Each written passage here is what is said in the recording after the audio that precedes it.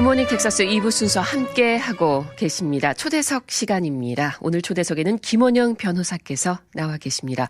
안녕하세요, 김원영 변호사님. 네, 안녕하십니까? 네, 반갑습니다. 네. 자, 오늘도 지난 시간에 이어서 계속 이 자동차 사고가 났을 때 또 적용되는 법률에 대해서 우리가 알아보고 있는데, 이 과실로 인한 불법 행위의 법규 준수 의무 위반, 또 의무 위반이 원인이 되어야 한다. 여기까지 우리가 진도를 나갔었죠. 네, 계속 과실로 인한 자동차 사고 지금 알아보고 있는데요. 진도가 많이 나갔죠. 그래서 듀리, 브리치 오브 듀리 여기까지 공부했던 것 같고요. 지난 시간에 코제이션 알아보다가 저희들이 접은 것 같아요. 네, 이 코제이션에 대해서 다시 한번 좀 복습하는 의미도 있고요. 또 미처 다 하지 못한 부분들 먼저 설명 부탁드릴게요. 네, 여기하고 관련해서 또 함정이라고 하잖아요. 왜 그 보험회사랑 싸워야 되는데 보험회사 직원들이 함정을 퍼놓는 경우가 있어요. 예. 걸리기만 해라. 그래서 딱 여기 함정이 빠지면 우리 보험회사 측에서 돈도 많이 세이브할 수 있고 당신들 주장을 떨어버릴 수도 있는 그런 함정을 자꾸 파나요, 보험회사 직원들이. 예. 그 부분이 이 부분인 것 같아요. 그래서 주로 함정을 파는 분야가 이 분야인데 어떻게 함정을 파놓느냐면요. 사고가 나면 자동차도 망가지고 그때 몸도 아플 거 아니에요. 그렇죠. 하지만은 자동차가 깨진 거는 그냥 증거로 그대로 남아 있으니까 시간이 좀 흘러도 이거는 뭐 변하지 않는 증거잖아요. 그대로 남아 있는데 사람 몸은 또 그렇지 않잖아요. 특히 뭐 사고가 나면 뼈나 다리가 뭐 부러지거나 뭐 그래서 뭐 또 아니면 내장에서 뭐 블리딩이 있거나 출혈이 있거나 등등 이렇게 뭐 눈에 보이는 이런 그 인저리도 있는 반면에 자동차 사고로 인한 샥이 몸을 쑥 긁고 지나가서 뭐 신경계통이라든지 뭐 이런 뭐 여러 가지 몸의 이상 기능을 일으킬 수가 있는데 그걸 소프트 티슈 인저리라고 해요. 고상한 말로. 그래서 그런 경우에는 참 좀 괴롭죠. 몸은 아픈데 뭐 딱히 눈에 보이는 그런 뭐 신체 상해는 없고 이런 경우가 있을 수 있어요. 네. 이런 경우에는 시간이 지나면 눈에 보이는 증거가 안 남기 때문에 예를 들어서 자동차 사고가 나고 한 달 뒤쯤에 처음에는 괜찮았는데 갑자기 아파요. 뭐 병원에 가야 되겠어요. 이렇게 하면 보험회사 직원들이 딱 빼기가 좋죠. 뭔 소리냐. 아팠으면 그때부터 갈 것이지.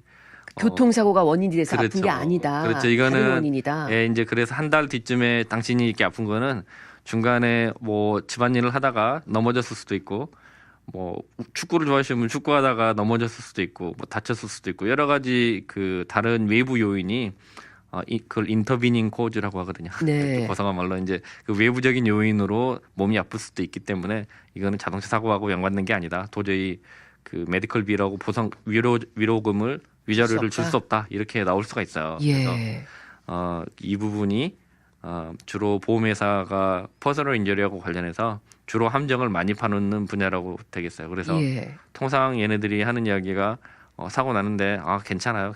뭐 조금 더 조사해 볼게요. 뭐 뻔한 케이스도 이런 식으로 많이 호도를 하죠. 특히 이제 변호사가 없는 경우. 이제 그러면 기다려야 되나 보다. 나 그냥 몸이 아픈데도 목이 아프고 허리가 아픈데도 기다려야 되나 보다. 뭐 기다리려고 하니까 기다려 보지 뭐. 그러다 나중에 함정에 빠질 수 있다는 거죠. 이제 함정에 빠지는 거죠. 이제. 통상 많이들 그래요. 그래서 사고가 나고 그 전문가의 도움을 처음에 받지 않는 경우에는 이런 상대방의 함정수라든지 노림수에 너무 쉽게 걸려들어서 나중에는 이걸 뒤엎기가 참 어려운 경우가 참 많아요. 이머전시 메디컬 빌이라든지 이런 게 없고 그것도 없는데 뭐 몸은 아픈데 사고로 인한 후유증인 것 같은데 치료는 안 받았고 나중에 아프다고 하면 변호사들도 참 난감한 경우가 많죠. 이미 시간이 흘러버렸기 때문에. 시간은 되돌릴 수가 없잖아요. 자, 함정을 알면 그 함정에 빠지지 않을 확률이 훨씬 적을 텐데요. 자, 이것이 함정이라면은 곧 제가 이렇게 말씀을 듣다 보니까 몸이 아프든 안 아프든 일단은 이제 진료를 받으러 가는 게 낫겠네요. 어떤가요, 변호사님? 그래서 좀 전문적으로 좀 조언을 드리면 여기서 사고에서 사고를 당하신 분들을 대리해주는 분들은 변호사가 유일해요. 그래서 본인을 대리해주는 변호사를 제외한 다른 분들은 모두 다 이해 당사자라고 보시면 돼요. 그래서 그런 상대방 측의 보험회사, 이분 우리 보험회사 그리고 뭐 치료를 받으시는 뭐 기관, 카이로프랙틱, 뭐 병원, 내과 등등 많이 쓸 수 있잖아요. 네. 그런데 전부 다 돈하고 연결돼 있잖아요. 예. 본인을 방어해주질 못해요. 그래서 가능하면 그 본인이 신뢰하시는 변호사를 찾아가는 거. 변호사를 찾아가서 법률적인 조언을 들어보는 게 좋아요. 그렇겠네요. 그 변호사님이 사건을 수임하든 안 하든 그건 별개 문제고요. 예. 찾아가서 그 전문적인 조언을 들어보고 플래닝을 해주잖아요. 이거는 이렇게, 저건 저렇게. 그러게요. 시간 지난 다음에 찾아가지 네. 마시고 시간 지나면 바로 찾아가시는 게 여러모로 되는 도움이 케이스 안 될 되는 것 케이스가 같아요. 있긴 한데 플래닝을 해주면 로드맵을 만들어주잖아요. 네. 그러면 그 로드맵을 따라서 충실히 가다 보면 목적지에 도달할 수가 있어요. 예. 그 로드맵이 뭐 최상의 로드맵일 수도 있고 좀 시간이 좀 흐른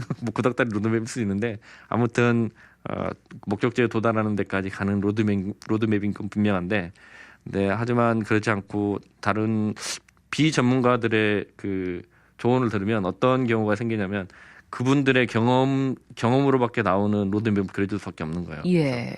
뭐 옛날에 이렇게 했더니 암 치료가 됐더라. 만약에 케이스가 다 다른데. 네. 그렇습니다. 네, 그런 경험에 의한 게 아니라 전문가의 그렇죠. 도움을 받는 네. 게 중요하겠네요. 네, 그래서 이런 부분들이 하나하나가 차이가 나는 거예요. 이런 디테일에서 차이가 나서 나중에 결과가 달라지는 거예요. 그래서 예. 이런 그 보험회사가 주로 파놓는 함정에 걸리지 않으시려면 아무래도 보험회사 직원들보다 좀 더 막강한 파워를 가지고 있거나 전문적인 날리지가 있는 분들께 의뢰를 하시거나 조언을 구하는 게 좋을 것 같아요. 예, 그리고 무엇보다 중요한 건 시간을 너무 지체하지 않으시는 것. 시간 싸움 하는 건데 시간을 너무 앞에서 끌어버리면 뒤에서는 시간을 되돌릴 수가 없는 거예요. 예. 네. 그렇습니다. 자, 코제이션. 이렇게 또 함정에 대해서도 김원영 변호사님께서 잊지 않고 이렇게 말씀을 해주셨습니다. 꼭 지난 시간에 꼭 이 이야기를 해드리고 싶었는데 시간이 안 됐던 것 같아요. 꼭 기억하셔야 될 것 같고요. 자, 그러면 오늘은 이제 데미지로 들어가나요?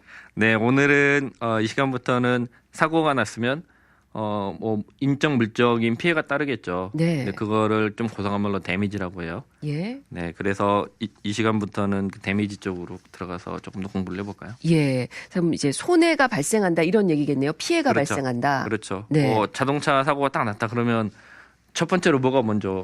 자동차가 망가지겠죠. 당연히 자동차가 먼저 망가지겠죠. 네. 그러면 그걸 일러 물적인 피해라고 하고요. 예. 또 자동차가 망가지면서 사람도 다치겠죠. 그렇죠. 네, 그런 경우를 인적 피해라고 해요. 네. 그 물적 피해를 뭐 프로퍼티 데미지, 인적 피해를 뭐 퍼스널 인저리 이렇게 이해를 해주시면 되겠어요. 좀 고상한 말로. 네. 그래서 오늘은 프로퍼티 데미지부터 이렇게 알아보는 시간 갖도록 하겠습니다. 예. 그거는 이제 차가 망가진 건데. 네, 그 자동차 사고가 나면 차도 망가지고요. 여러 가지 또 망가질 수 있는 부분이 있을 수 있는데 예를 들어서 뭐 쓰고 있던 안경이 날아갔다. 아, 그럴 수도 있겠네요. 네, 그런 경우 많아요. 에어백이 터지면서 안경이 확 그냥 날아가서 안경이 깨졌다. 네. 이런 경우도 프로퍼티 데미지로 들어가고요. 아, 자동차뿐만 아니라. 네, 자동차 안에 그 가지고 있던 뭐 물건이 컴퓨터, 잘못될 수도 있잖아요. 뭐 랩탑 같은 경우가 망가졌다. 예. 아이패드 이런 게 망가졌다. 뭐 셀폰이 망가졌다. 깨졌다.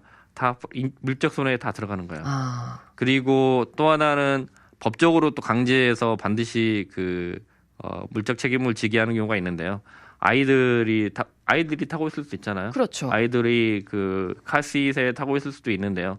사고가 나서 어느 정도 그러니까 진짜 마이너 뭐 프로퍼티 데미지 살짝 스쳤어 이런 경우 말고 어느 정도 이상의 충격이 가해졌을 때 그 차일드 카시트이 한번 그 작용을 한번 해줬잖아요. 애들을 네. 보호하는 작용을 해줬으면 그럼 반드시 버리고 새로 사야 돼요. 아. 네, 사고를 한번 겪은 카시트는 살 수 없다. 네. 그 이제 법적으로 그렇게 돼 있는 건가요? 네. 그래서 아이들 안전 보호 때문에 그런 규정이 있기 때문에 여러분들 나중에 그 의뢰하시는 변호사님이나 보험회사랑 이야기할 때 이런 부분도 카시트 보상을 받아야겠네요. 당연히 보상 받아야죠. 네. 교체해 주세요라고 이야기하시고요. 그 반드시 새 거 사셔야 돼요.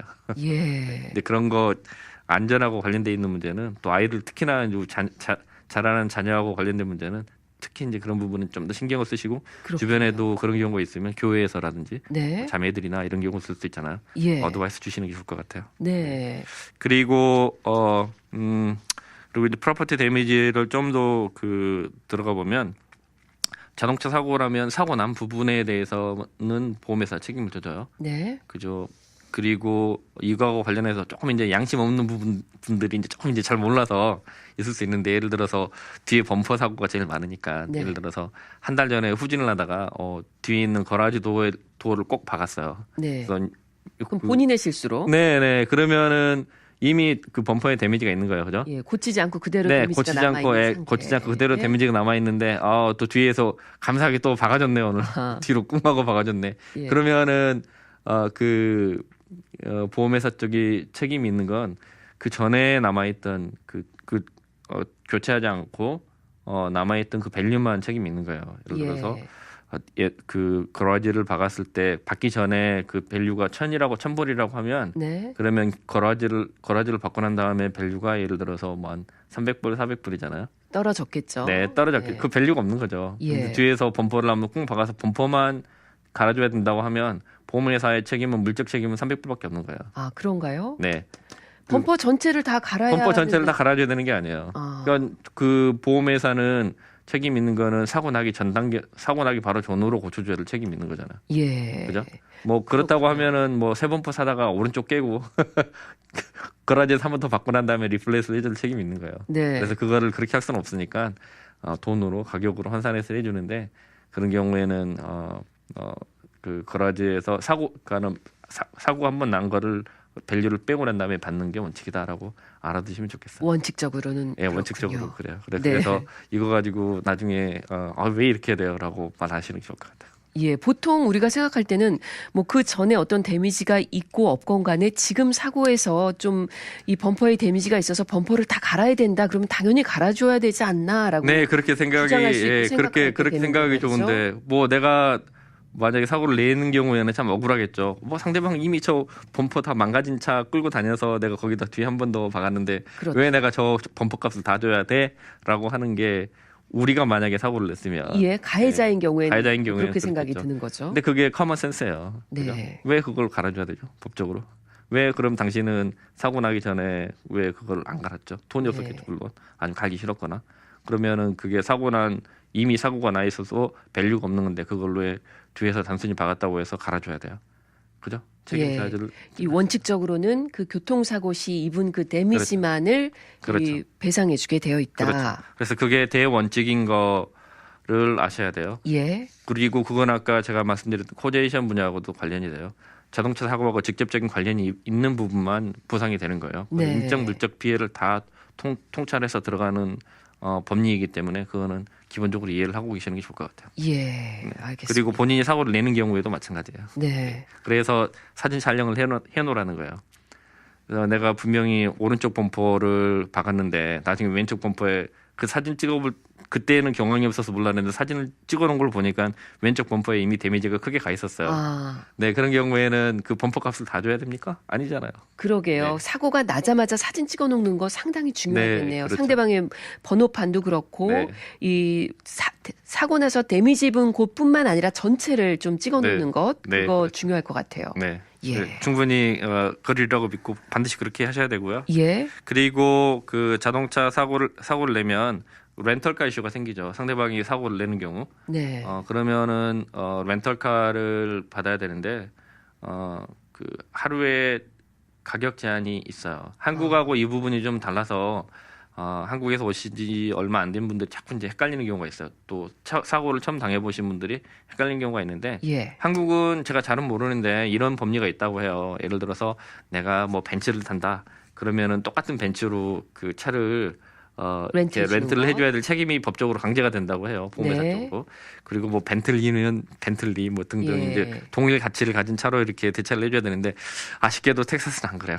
그렇지 않군요. 네, 그렇지 않고 뭐 벤츠를 타든 벤틀리를 타든 뭘 타든 뭐 다 BMW 타든 상관없이 그 보험회사가 책임져야 될 부분은 하루에 엑스 어마운트 대략 예. 30불. 30불 정도. 네, 아마 렌트비 30. 코롤라나 아니면 캠리 저급 뭐 소나타 이 예. 정도 될까요? 본인이 만약에 본인이 타고 다니는 차와 동급을 원한다면 본인이 나머지 금액을 그렇죠. 내야 되는 거네요. 그렇죠. 본인이 알아서 내셔야 되는 거죠. 예, 주장할 수 없는 거군요. 네. 그런 부분이 있고, 또 렌터하고 관련해서 또 하나 이슈가 있는 거는 예, 통상 우리들이 하는 프로퍼티 데미지를 커버해주는 자차 보험이 있는 경우 있잖아요. 네. 거의 대부분 그렇죠. 없는 부분 좀 드문데 책임 보험만 있는 사람은 드물잖아요. 그렇죠. 그런 경우는 렌트를 할 때 따로 보험을 들 필요가 없어요. 엑스트라 보험을. 네. 그는 그 보험회사에서 커버해주게 돼 있는데 어떤 렌터카 컴퍼니 같은 경우는 이제 잘 모르는 분들께는 덮어 씌우기도 하더라고요.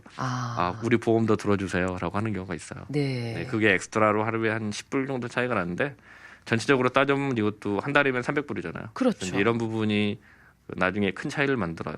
그래서 날리지가 있으시면 그거 빼주세요라고 하면 되는 건데 그렇지 않은 경우에는 그냥 당하죠. 예, 그러니까 보험을 따로 들 필요가 없는 거네요. 네. 내 보험에서 이미 렌탈카 보험까지 다 그렇죠. 커버가 되니까요. 자동차 보험. 그렇죠. 네. 그렇죠. 그래서 그런 부분이 그 돈하고 짓게 되는 그런 부분이라고 보시면 되겠고요. 예. 그리고 내가 중요한 부분입니다. 네, 내가 그래서 벤츠를 탄다고 똑같은 벤츠 내놓으라고 또 이렇게 뭐 고집 피우실 필요는 없다. 네. 그건 안 된다. 고집 피워서 이루어지지 않으니까. 네, 그렇게 이야기하시면 참 그 듣는 사람이나 아니면 도와주는 분들 참 황당해하는 경우 참 많아요. 그래서 네, 그냥 실갱이 하다가 끝나게 되고. 네, 그래서 이제 우리 같은 경우는 이해를 하는데 또 혹시 외국 그 변호사님 그 사무실에 가서 그렇게 하시다가 이제 또 이렇게 몰상식하다 이런 소리 안 들으시기 바랍니다. 그리고 중요한 것은 그 렌터카 하실 때 렌트카 회사에 따로 자동차 보험 들으실 필요 없다는 거죠. 네, 네. 이제 그거는 실리하고 관련되는 거죠. 돈하고 관련되는 거기 때문에 알아두시면 좋을 것 같아요. 그렇습니다. 그리고 또 시간이 좀 남아 있. 예. 거의 다 됐는데요. 거의 다 됐나요? 그러면 오늘은 손해 발생해서 지금 이 재산상의 프로퍼티 데미지죠. 손해하고 그 퍼스널 인저리는 다음 시간에 또 계속 이어서 할 프로퍼티 데미지를 다음 시간 1시간 좀 더 해야 될 것 같아요. 예, 이슈가 조금 좀 많아서. 알겠습니다. 그럼 1시간 더 하고 그리고 계속 이어나가는 걸로 하고요. 오늘은 여기서 마치도록 하겠습니다. 오늘도 유익한 말씀 고맙습니다. 김원영 변호사님. 네, 감사합니다. 지금까지 김원영 변호사와 함께했습니다.